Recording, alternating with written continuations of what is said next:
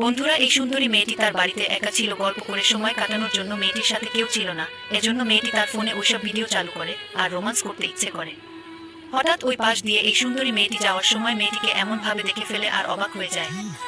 তখন এসব কিছু দেখার পর মেয়েটিরও রোমান্স করতে এবার ইচ্ছে চুপ করে। যাওয়ার পর এভাবে মেয়েটি কিছুক্ষণ এইদিকে যাওয়ার দেখে পর ফেলে আদিলে মেয়েটি অনেক ভয় পেয়ে যায়। তখন মেয়েটি রেগে বলে, ওখানে কি, ভিতরে আসো। আর মেয়েটি অনেক ভয় রুমে যায়। সুন্দরী মেয়েটি এই মেয়েটিকে বলতে থাকে, আমি তোমার বাসায় এসেছিলাম আমার ফোনে চার্জার নিতে, দরজার সামনে আসে তোমাকে এমন ভাবে দেখে দাঁড়িয়েছিলাম। তখন মেয়েটি বুঝতে পারে আর সুন্দরী মেয়েটিকে চার্জার দিয়ে দেয়। তারপর মেয়েটির সাথে যা করলো তা দেখলে আপনিও অবাক হবেন। তার আগে বন্ধুরা, তোমরা যদি এই পৃথিবীতে সব থেকে বেশি তোমাদের মা বাবাকে ভালোবেসে থাকো, তাহলে অবশ্যই আমার মতো এই চ্যানেলটি সাবস্ক্রাইব করে ভিডিওটিতে লাইক দিয়ে কমেন্টে বলবে বাবা মাকে অনেক ভালোবাসি।